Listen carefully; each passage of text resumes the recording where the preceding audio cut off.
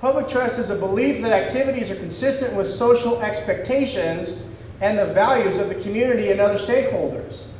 People want to know that farmers and dairymen are producing a product that they're buying that is being produced within their set of values. They want to know that the food that they're buying was being, the animals at least, are being handled in a way that they find acceptable.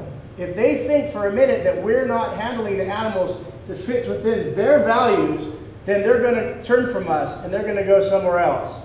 And right now, all of our detractors, the Humane Society and Michael Pollan and that group, they are telling the story that we are not meeting their expectations and that our way of doing business does not fit within the value structure of the consumer in America.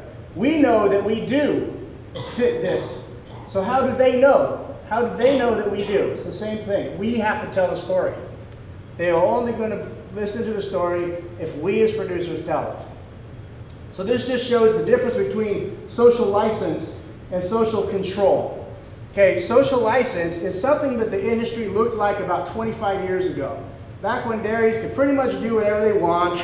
We didn't really have much in terms of regulation, you know, we just kind of built dairies and milk cows and everything was great and not a big deal. And then somebody started telling stories about the dairy industry. And they started telling the story that dairies pollute the groundwater. Our social license started to tip in this direction. Then they started saying that we pollute the air.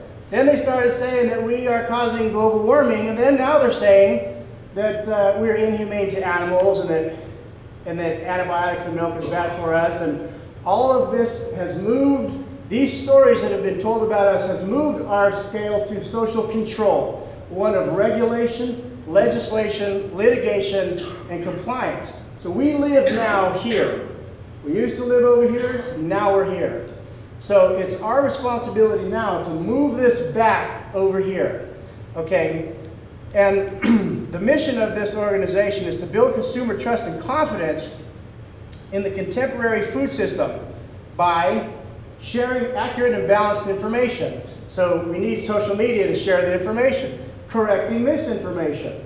Like we talked about Wikipedia and other places where, you know, YouTube, where you see these crazy people posting videos on YouTube. It's important to go on those videos and comment and talk about the reality of what's going on. And don't just leave it unanswered. You know, they pose all these questions and we don't answer the question. So if we don't answer it, they only have one way to believe.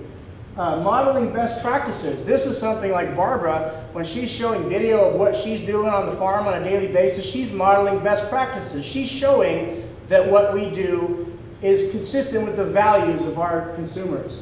And then engaging stakeholders. So this is, you know, communicating and going out there with, you know, going to conferences like Barbara did with all of these women who blog about food and mothers who talk about food, and she's engaged in these communities. And she's their hero, you know, they're asking her questions constantly about where's the milk come from. And she didn't have to work very hard to do that.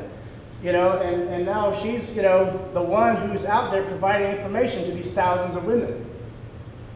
So this comes from DMI, and it's the trust thermometer. Okay, and this has to do with what do people trust, who do people trust when it comes to issues regarding to health and food safety, okay? Number one, they trust their doctor. My doctor is a jackass, okay? He is so ridiculously misinformed about nutrition and food, it drives me nuts, okay? And this is a Hanford doctor. I can't imagine what LA and San Francisco doctors are like and what kind of information that they are giving their patients. But somehow they believe their doctor. Then they think of vets. Then they think of the Humane Society of the United States as an authority. And then look where we're at, right here in the middle. And look at where the industry is. You see how people think of the industry like industry is bad, but dairy farmers aren't so bad? So our job as producers is to move this box up here. We need to be the #1 source that they trust. And we need to get guys like Bergman and what's the guy's name's coming today?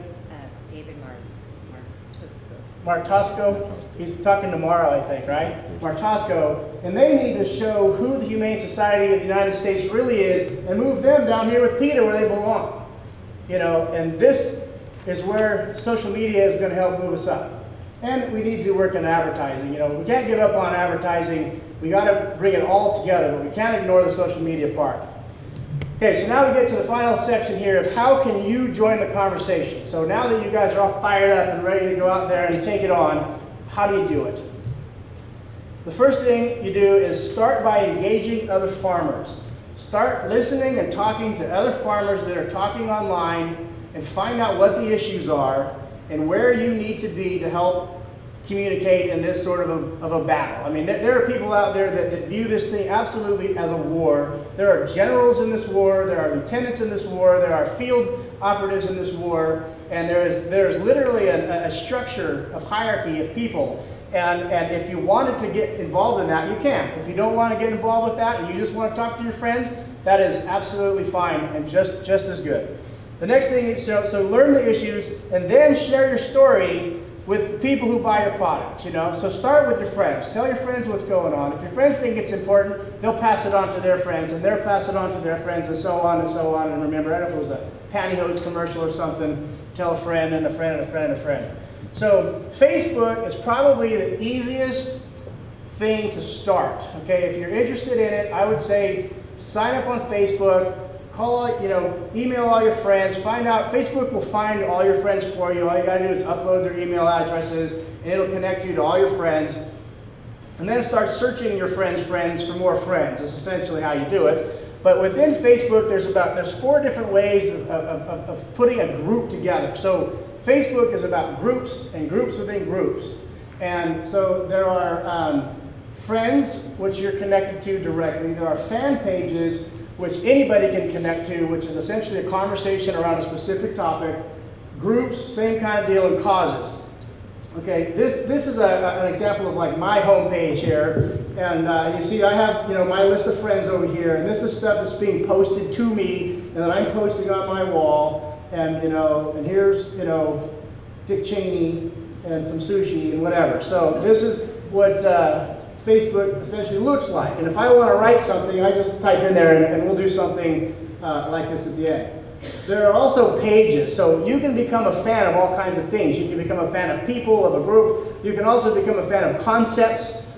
Here's a fan of some items, like here's a chocolate milk fan that has 1.6 million fans.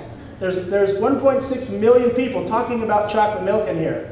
99.9% of the posts in this are, I love chocolate milk. And that's it, and then they never come back. But there is opportunities within this space right here for us to take over this kind of a group and lead the discussion. Here's 2.3 million people who are fans of ice cream. So we know that there, out of 400 million people on Facebook, at least 2.3 million of them like ice cream. We can talk to these people. There's also groups like California Women for Agriculture, Advocates for Agriculture, which is a family of ranchers in North Dakota, South Dakota, somewhere up there I never want to go. But they have, these guys travel all over the country talking to other farm organizations about advocacy, great group of people. And then you have things like PETA, you know. PETA's got 500,000 fans, but down here you've got a group called Can This Raw Steak Get More Fans Than PETA? And it's got 74,000 fans in it, you know, and at some point this group will probably exceed PETA in terms of popularity. So there are people in here talking crap about PETA. So these are groups that you want to be involved in.